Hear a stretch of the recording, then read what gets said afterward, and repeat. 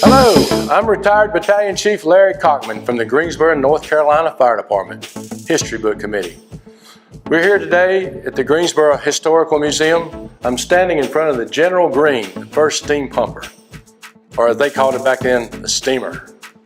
Today, December 9th, 2019, we are starting a new tradition of recording and preserving the heritage and culture of our retirees. Our retirees have contributed so much to the success of our great fire department. Their stories retire with them and are sometimes gone forever when they pass away. They will share their emergency calls that will always be a part of their memories forever. So sit back and listen as they carry us through their journey in the Greensboro Fire Department. All right, my name's Charles Jones. I spent 38 and a half years on the fire department. I'm 67 years old, or I will be in April. My rank when I retired was battalion chief. I'm from Brown Summit. I grew up in the red dirt of Brown Summit. All three of my sons decided to come on the fire department. I'm related to Andy Jones, Dan Jones, and Brad Jones. They all went to school and then decided this is what they wanted to do for the rest of their life. Well, most anybody that knows me knows that I spent a lot of time when they were small coaching. And I thought that was the highlight of my life, getting to watch my kids play sports and teaching them how to play sports and teaching them teamwork and sportsmanship. That wasn't a drop in the bucket compared to when my first one said that that's what he wanted to do. And he was kind of riding a bubble, not sure that's what he wanted to do till he went to do his agility test. And when he seen the teamwork, Kenny Robinson and Sean Kennedy were over there. When they were cheering him and pushing him to do his best, when he got done, he said, "This is what I want to do." He said, "That right there is what I want to do." And then the twins followed suit. They went and rode with Andy several times, and then they decided that's what they wanted to do. But seeing them as they went through training, they'd come home. They were all still living at home, but Andy would come home and share what they'd done. That was so much different than coaching them. And I thought that was the epitome of my relationship with my kids. But seeing the spark in their eye, the glitter, and how they really enjoyed this job, that was one of the proudest times I've ever had on fire department. And then the twins the same way. I was enrolled at East Carolina University. I was going there. I come home for summer and I decided I didn't want to go back. And my dad, being the old school person that he was, said, "If you're not going to school, you need to go get a job." Well, this was on the weekend. Well, that Monday, I went and applied with the city. And at that particular time, they just had two openings, police department, fire department. And I feel like that God pushed me toward the fire department because a couple of things why I didn't go to the police department. One, you had to be 21 back then to carry a gun, and I was 19. And another thing, they said you'd have to be a police cadet, you'd have to wear a little bitty badge. And I did not want to wear a little badge. I wanted the full thing. So I started the process then. I told them I would be interested in the fire department. So I filled out my application. And at that time, I didn't realize it, but it took months, and a lot of guys, it took them years to get hired. Well, another reason I felt like I was called into this profession, they just happened to be getting government money to hire unemployed people. Well, I applied on Monday. I went and done my interview with Chief Osmond at the training center on Tuesday. Wednesday, I went and got a haircut because Chief Osmond told me, he said, "You probably need to get it cut," because it was down to my shoulders. And he told me, he said, "You probably need it cut, not like mine, because his was a buzz cut." He said, "Just get it cut off the ears." So by the time I went and got a haircut and got back home, they'd already been to my neighborhood and done my background check. I come to work on Friday. After applying on Monday, I started working on Friday. And I didn't have a physical or anything. At that time, they sped me through. I got my physical and everything that day. I was never a fire truck chaser because I lived out in the county. And you didn't see that many. It wasn't like living in the city. And I never dreamed that I'd be a firefighter. When I started training, we started January 1st, 1973. I'd come on in June the previous year, and used to, back then, they'd let you go ride the fire truck before you started training, and that was a good learning experience for you. But I started training January 1st. There were 22 people in our class.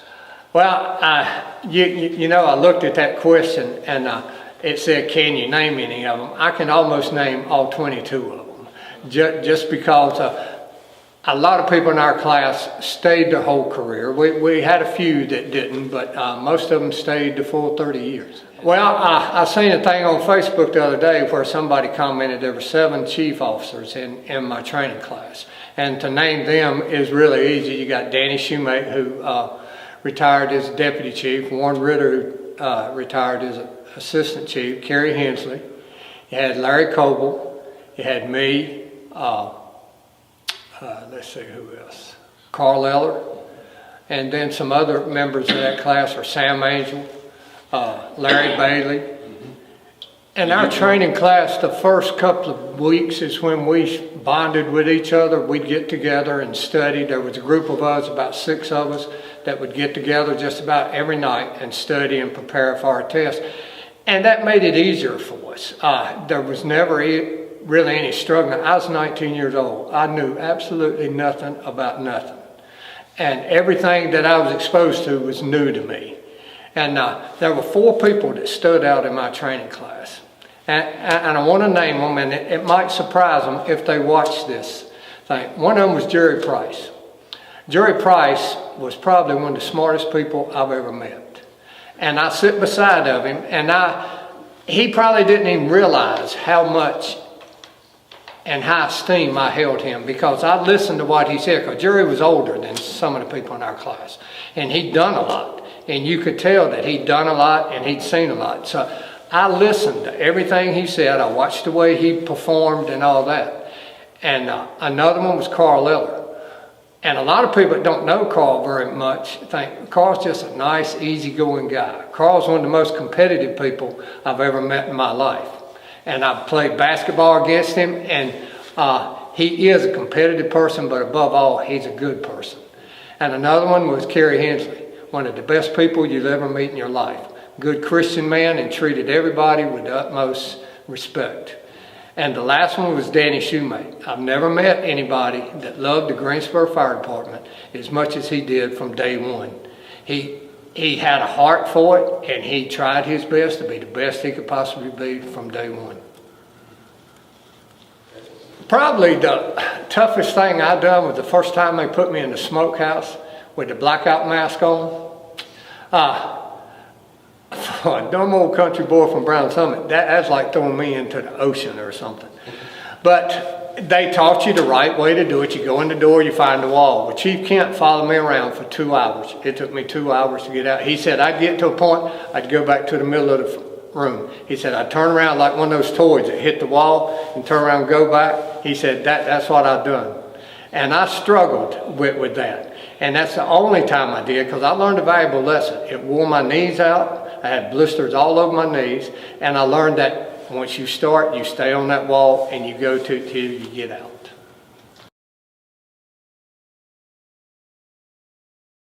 No, and I think the biggest reason is because we were all so serious about it. We all took it very seriously. Now, at lunchtime, we played pickup football and stuff like that to have fun. But when we were actually doing the training class, we didn't play around a whole lot. That was a serious bunch, because they were all serious. Because we had some older guys, had some younger. I think myself and Rick Schuler were the youngest ones at 19. And I think Jerry and Kerry were like 27 or 28. So it was a wide variety, where this was a live or die situation for them. This is a job that they wanted to have, and then those 19-year-olds followed suit. We took it pretty serious because of that. From my first day, June the 6th, 1972, when I went to work out the training center, and they had us painting and doing all that kind of stuff, I knew I'd done the right thing right then. And then when I got in training with those 21 other guys and seen the way that we looked after each other, turning point to me, though, was when they sent me out to the station before training. I went to Station 4, and I was assigned down there with some of the best people I've ever worked with that looked after me and took me on my days off and taught me how to be a man and taught me how to work. And I went down there to Station 4. I had Captain D.C. Burns as a captain. Harold Smith was my driver. Bobby Taylor rode that truck, and Levi Logan rode that truck. And on the snorkel, it was brand new then. Lloyd Halsey was the driver. Berman Royal was the captain. Howard Snipes was on the truck, and Sarge Alexander. And those guys looked after me and treated me just like I was their son. This was the first assignment when I first went there before we ever started training. After training, I went to Station 3, and I had Ed Lee as a captain. Sleepy Britt was a driver. Had Bob Wooten and Buck Nance was on my company. I didn't. I helped give a few, but I didn't ever have any nicknames stuck to me. The only one that come close to sticking was one that you tried to give me, Bones McJones. And that didn't stay.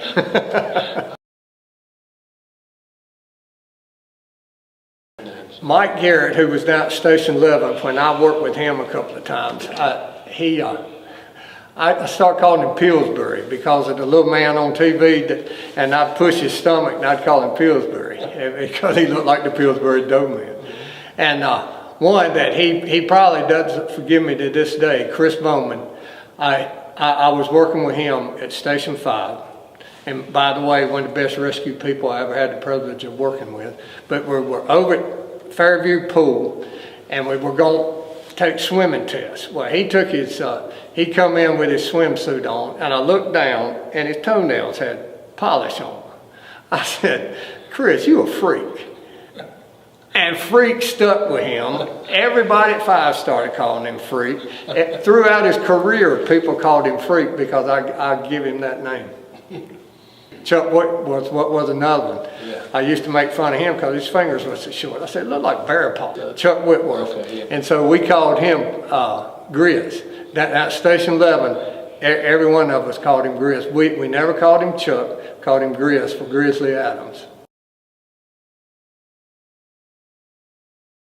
I saw some good ones done, and I had some good ones done on me because when I first come on, the Phantom was alive and well. And the Phantom faded out after a few years because it got to the point where people just, and that comes under one of the big changes that we'll talk about later, what changes in the fire department. But I think the Phantom was a good thing to a certain degree. And like when I first come on, I told him, I said, I didn't believe in the Phantom. Well, that was the biggest mistake I ever made because they took my clothes, they sewed them all up, the legs up, the zipper down, they hid my car, they put tied in my bed, they put all kinds of stuff. And that was part of, once you got through that, you knew you were part of the fire department. It's just like initiation to any club, where they about done away with it now, but in moderation, it helps you become a part. The Phantom was everybody but you. And if you were at one company station, it was 4 other guys. And if you were at 2 company stations, it was 8 other guys. And I even thought I'd outsmarted the Phantom. I took my clothes and hung them in my car and locked the car. Well, Lloyd Halsey picked the lock on my car, put his clothes in there to make me think, because I'd go look, make sure my clothes were in there.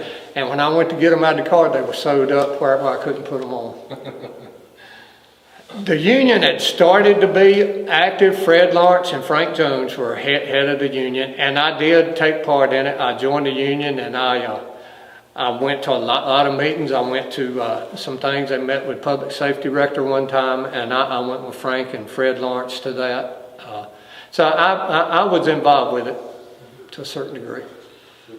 My crews have always cooked. When I first went out, I couldn't cook anything, and that first crew I worked with after training, Sleepy Britt, was probably one of the best cooks I've ever met in my life, male or female. And that cooking together, cleaning up together, it made you feel like you were part of a team that turned into a family. Chicken was the thing I liked to cook the best, but when I started back when I first come on, I tried chicken livers because I ate chicken liver that somebody cooked. I said, well, that's pretty good. So that's the way I started. I started chicken liver, creamed potatoes, and green beans, and then I eventually went off into other areas. But chicken has always been the thing I like to cook, and I like to eat it. At our house, we probably eat it 4 times a week. Well, that probably in front of cooking, sleeping in the dorm with everybody else, probably created more togetherness than anything else on the fire department. Because you could lay back there in the bed and talk about anything. The guys could talk in their bedroom knowing there was no company officers around or anybody else, and they could discuss problems, discuss issues that they had with each other or with their company officer or whatever. And that developed a cohesive bond between the companies. And I think, which I never slept in a bedroom that was compartmentalized the way they are now.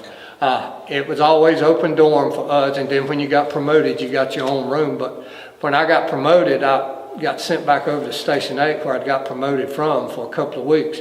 Well, I slept back in the bedroom with the guys, the same guys I worked with before I got promoted. But I do think that the community bedroom or the dorm type bedroom led to a better team-like atmosphere. Yes, I see it with my 3 boys on there. They don't do it near as much as we used to, where we'd have get-togethers either at the club or at somebody else's house. We always knew what each other was doing. I see now that a lot of the guys, they go in the fire station, they're together then when they leave, they don't see each other for two days. They don't talk to each other for 2 days. And that just wasn't the case back when we first come on. Well, I tell you, I don't go by the fire station much unless one of my kids, and I told my kids, I said, if anybody wants me to come, then they need to ask me. I said, because I realize, I know how busy y'all are. And that's what a lot of the retirees may not realize. Things have changed so much since I was there.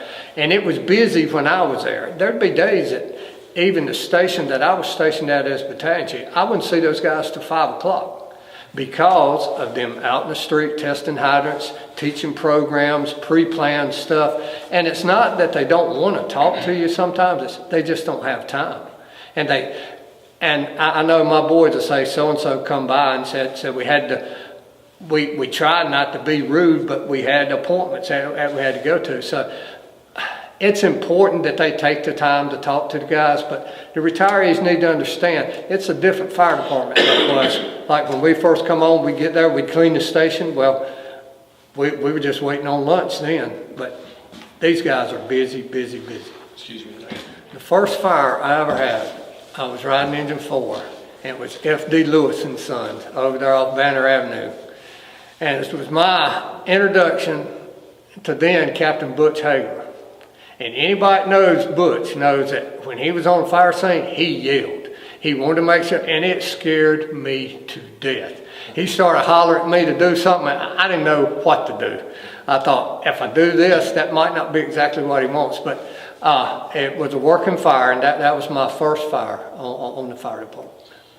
Some of the major things, and it wasn't necessarily big fires, but it was major to me as a person. The one I remember the most is Davy Street, and I'm sure a lot of guys that come through here talk about Davy Street. And I just got promoted, and I got called in about 11 o'clock that night, and I stayed there till 11 o'clock the next day. And that was the most fire I've ever seen in my life, because I got there right after it jumped Davy Street and got into the apartments that were under construction. And there was enough fire down there for everybody that wanted to fight some fire. A couple of other fires, I was on a call when I was down at Station 11. Emmett Van Ness and I were riding a squad. Jerry Price was driving the ladder truck, and Cliff Oakley was the captain. It was on Hudgens Drive, and as we were en route, it was a report, kids trapped inside. Well, when we got there were neighbors up on the roof taking one little baby out of the upstairs bedroom. Emmett went up the ladder and got that one from them. And Cliff had gone around the back. Danny Waller was the driver on engine 11. He had pulled a line, was knocking the fire down, and it was all in the bottom of the apartment. And this lady done the number one thing that you're told not to do. She took all her kids and went to one location and piled them all in a corner. Well, Cliff was up there, and I went up the back stairway, and Cliff started handing them to me. I took 2 or 3 of them out and handed them to Danny Waller. And we received the first departmental commendation for saving those kids and that lady. And that always stood out to me, that how well, I never heard an order given. I seen Waller pulling the hose, Jerry and them putting up the ladder, Emmett going up the ladder, me going in the back door to where Cliff was. And it was just what you did.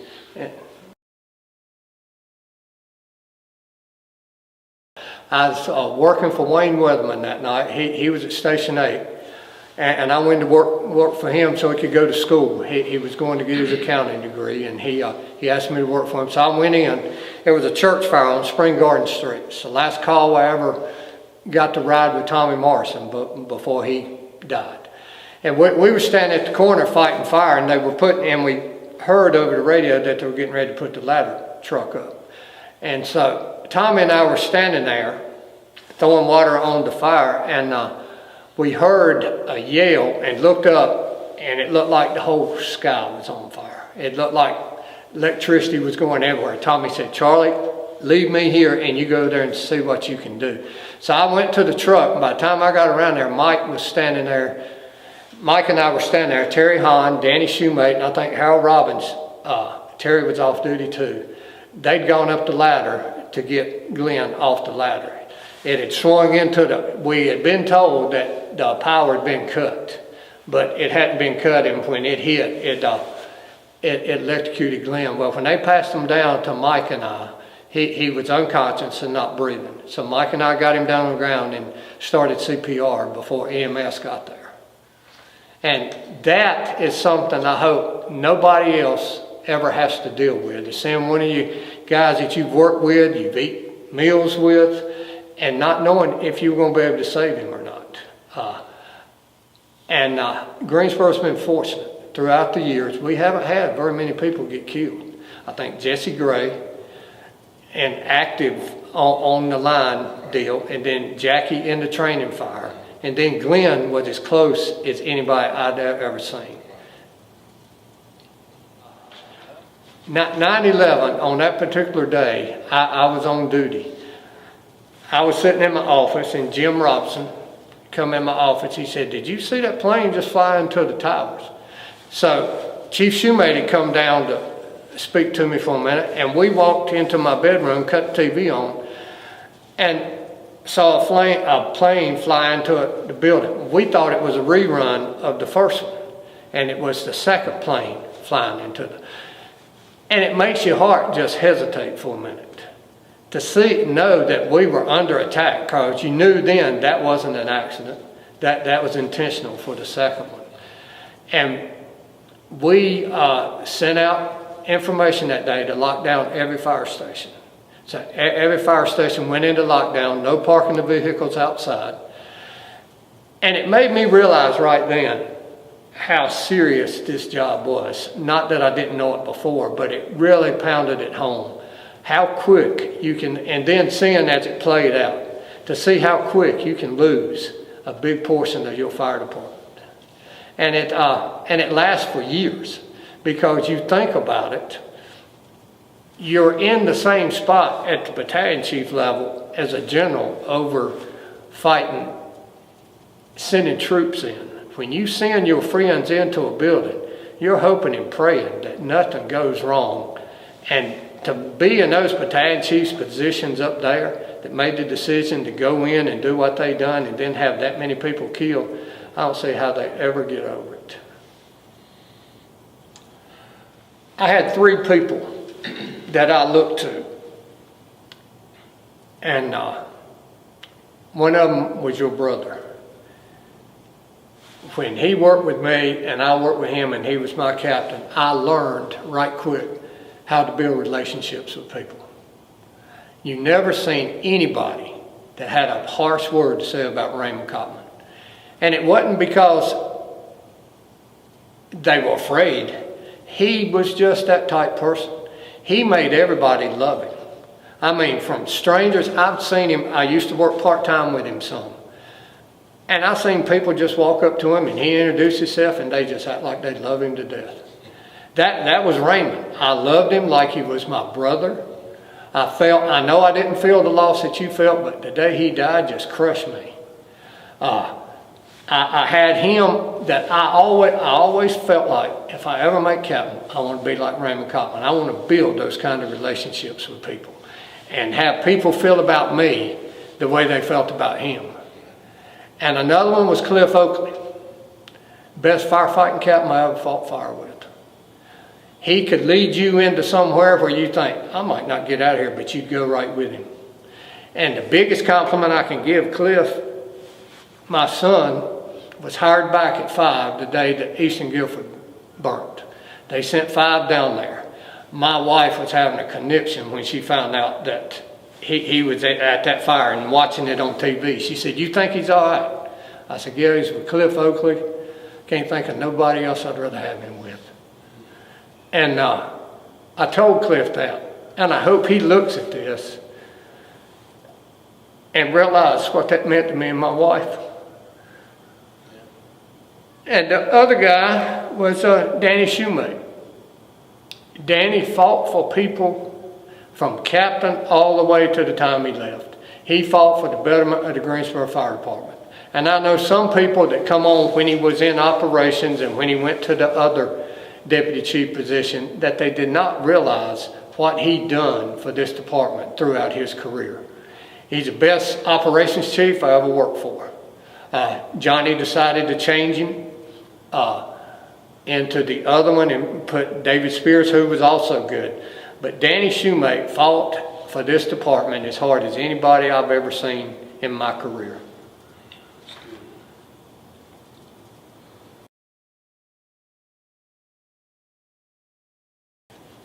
The one that stands out more than anything,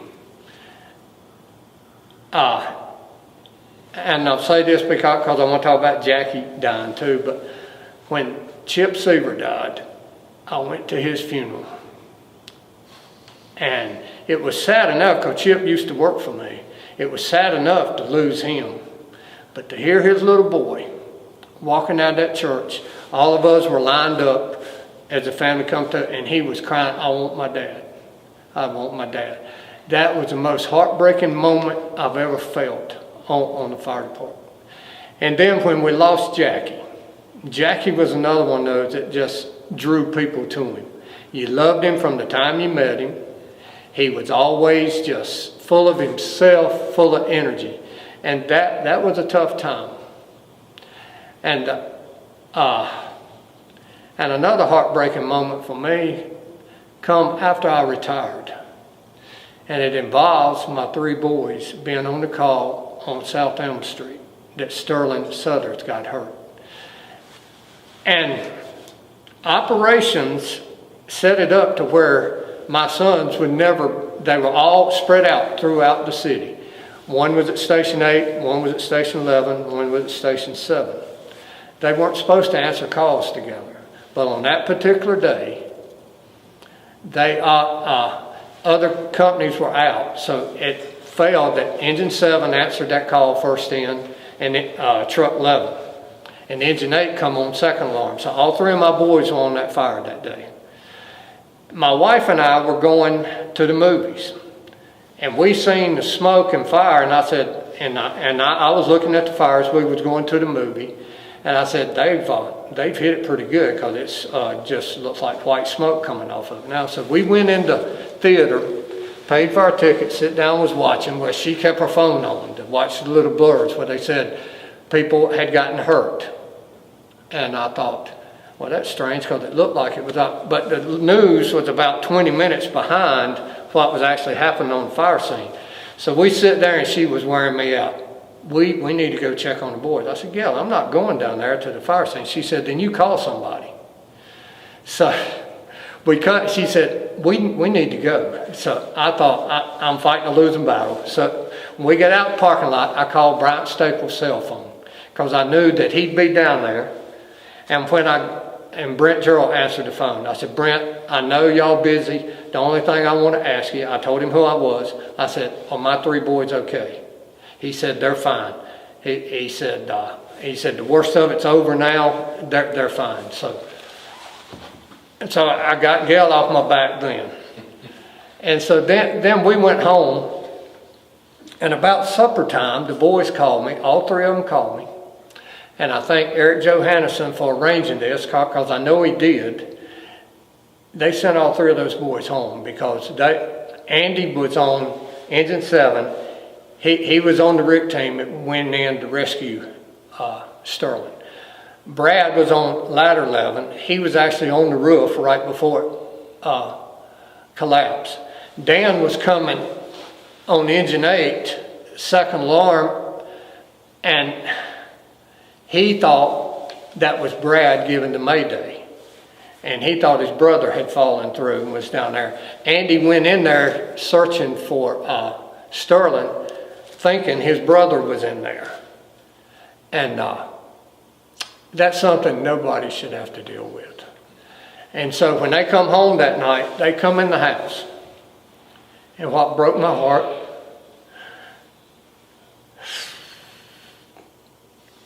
was the look on their face.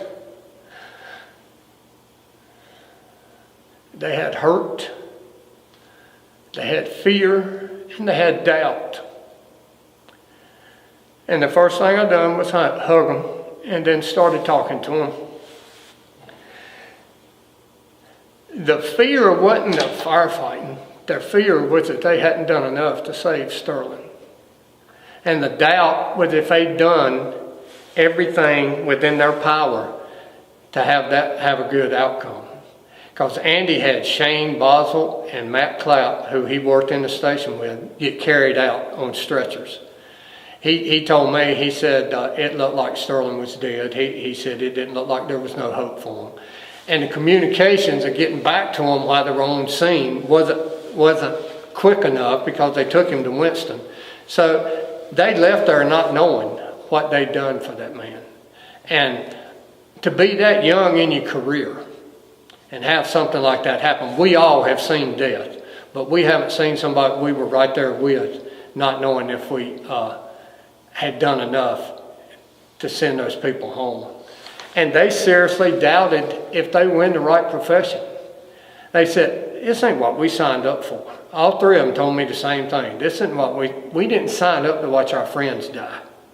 And it took them a while to get by that. And they went and seen Sterling a lot because that made them feel better to know that Sterling was going to be okay. But those 3 boys learned a lot down there. And I told them, I said, guys, this is called experience. I said, it's tough to get it this soon in your career. I said, but from now on, and everything that happened on fire park, we relate to sports. And I told them, I said, it's like going from JV to varsity. I said, the game speeds up when you go to a higher level. I said, that's what happened then. I said, from now on, every call you go on similar to this will slow down for you, that you'll be able to look and see things that you didn't see that particular day. And so they learned a lot at a high expense because nobody should have to deal with that. Well, the proudest thing in my life concerning the fire department was my 3 boys.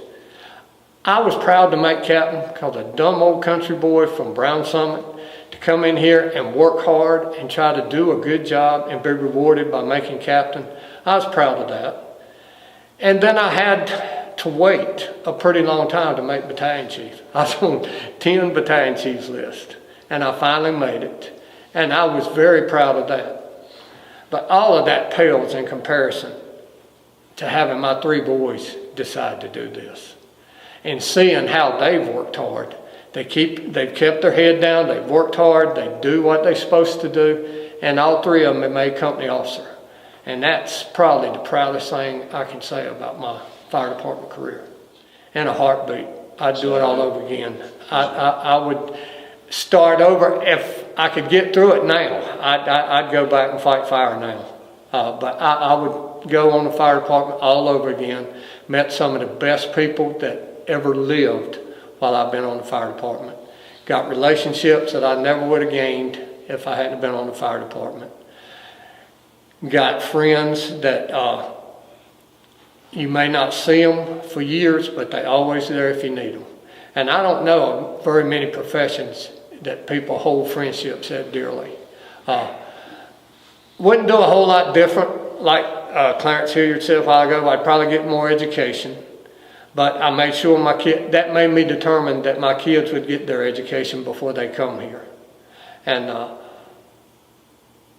as far as doing anything different, I had fun for 38 and a half years. I tried to make every day that I supervised somebody fun. And I used to always pray before I'd go to the fire station, God, please let me send everybody home. And for 38 and a half years, whether I was riding the back of the truck, I feel like I contributed to sending people home.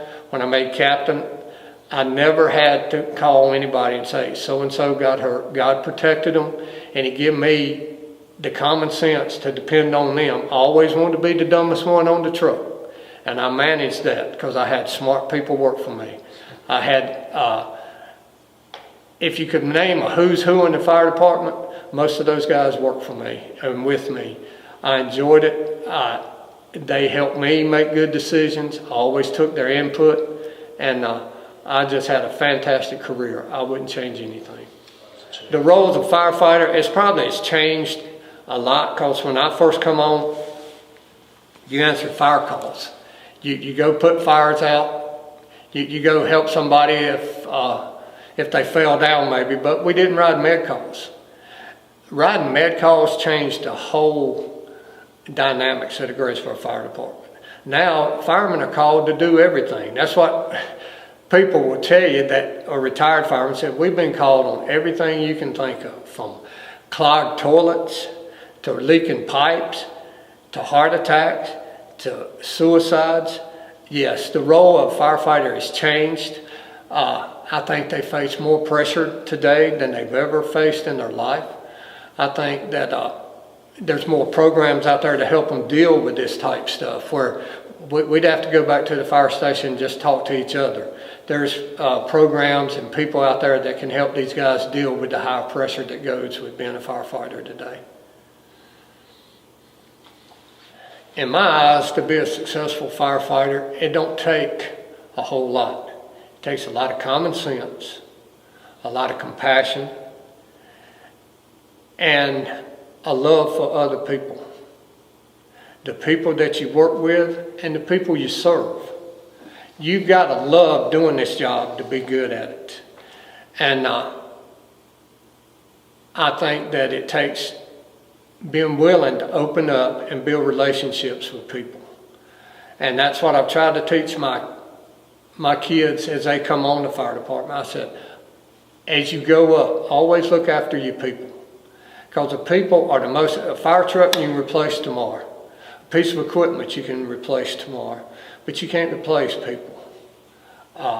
You need to look after the people that work with you, whether you're in charge or not. You keep each other in your sight.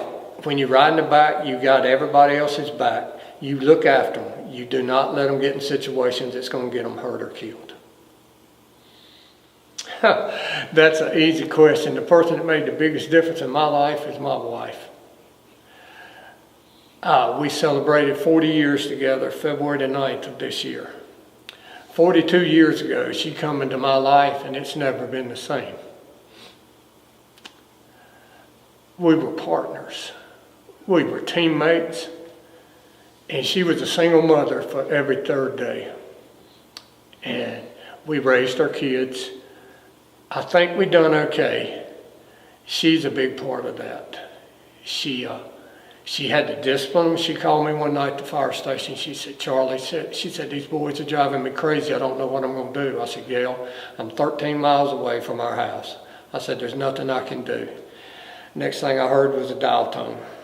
And she never called me back to ask me to handle anything again. She toughened up right then, and we raised our kids in church. We didn't send them to church or take them and drop them off. And they didn't get a bye when I was at the fire station. She took them by herself, 3 little boys, and would sit on the pew in church. And I had several people tell me, I don't know how she does it. She always told them they fear for their life. They know if I tell their daddy they misbehaved in church, that he beat them to death. But that woman has stood by me and put up with the sad times on the fire department. She helped me through deaths of my parents. She's been there with me every step of the way. And I couldn't have done it without her. And I told somebody the other day, I said, you know, firemen get told, thank you for your service. Thank you for what you do. I told them, I said, you need to be thanking their wives too. I said, because if it wasn't for a good wife, a fireman couldn't do his job.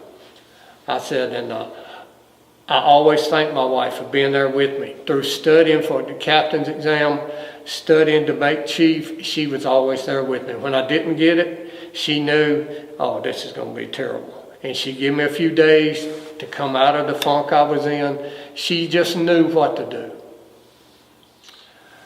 Well, I'm afraid sometimes people take this as a job with benefits. And I think right now, I talked to Brent Gerald the other day. He said, yeah, when we finally got rid of the ones that didn't need to be here, we got a pretty good training class. I think too many people take this job as a job instead of a calling or something that's a career. And this isn't a job. This is something that you got to come into. Like I said earlier, you got to love who you're working with and love the people you serve. You got to be a servant at heart, because you're not going to get rich working for the Greensboro Fire Department. But you can have a rewarding life, and rich in every other sense of the word. Because I think the guys coming on now need to know that it is a serious job. You could get killed in an instant. And I think they need to know that coming on, and that to just always look after each other and to be to each other what you want them to be to you. And I think you got to be an unselfish person to be a good firefighter. What I want the fire department, what I hope they remember about me, is that I didn't preach to them, but I hope they seen I was a little bit different than some people, that I was a Christian, and that I treated people like they needed to be treated. And I learned raising identical twins that you don't treat people the same to be fair to them. Because my twins have different personalities, and I had to treat them different than I treated Andy to be fair to them. And that's the thing about being a manager or supervisor. Everybody says, treat everybody the same. Well, then you're not being fair if you treat everybody the same. Everybody's different. You be fair to everybody. You be honest with everybody and stand behind your word. I told my boys, they come home, they say, so-and-so said, hey, and all this. I said, they don't ever talk about what kind of fireground person I was, do they? They said, no, they talk about how good you were to them and how you looked after them. That's what I wanted. I wanted to send everybody home and to leave with people knowing that man cared about me. You know, it's a lot of the same thing. Because I tried to treat my fire department people like my family. I want my boys to remember that I feared God and I lived for Him, and that I treated them fairly. Because when you're raising 3 boys that compete for air in the same house, you really got to be fair. And to know that I loved them with all my heart.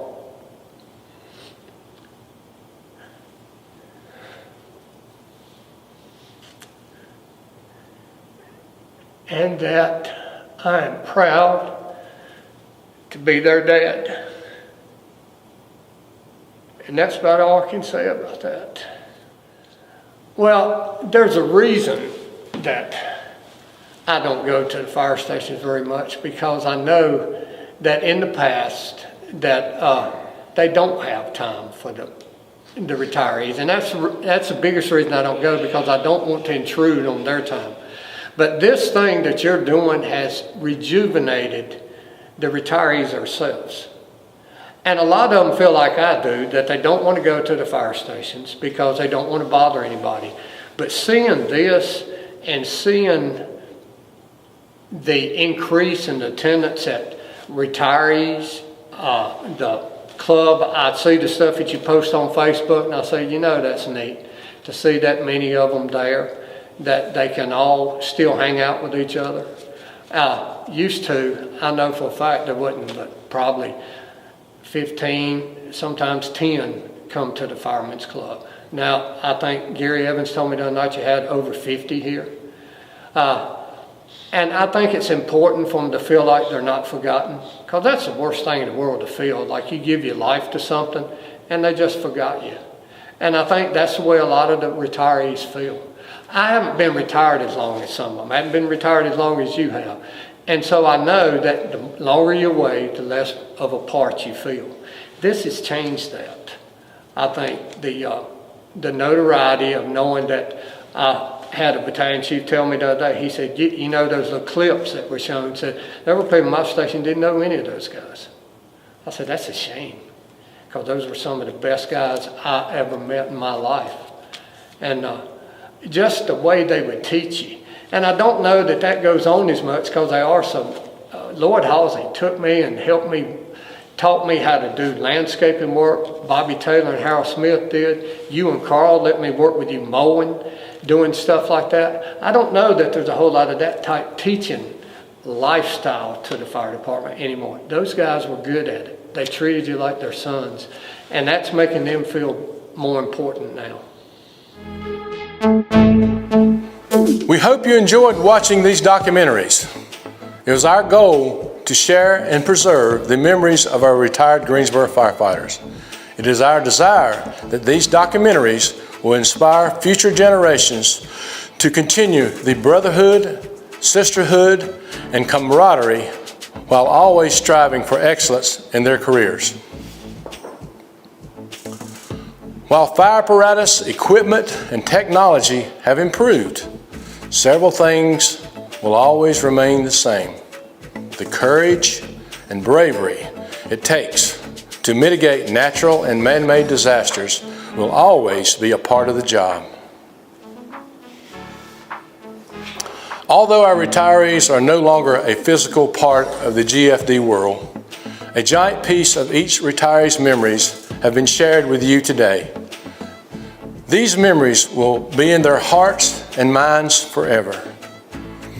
A special thank you goes out to Captain Harold Haney for his many long hours of recording and editing. Thank you, Harold. A job well done.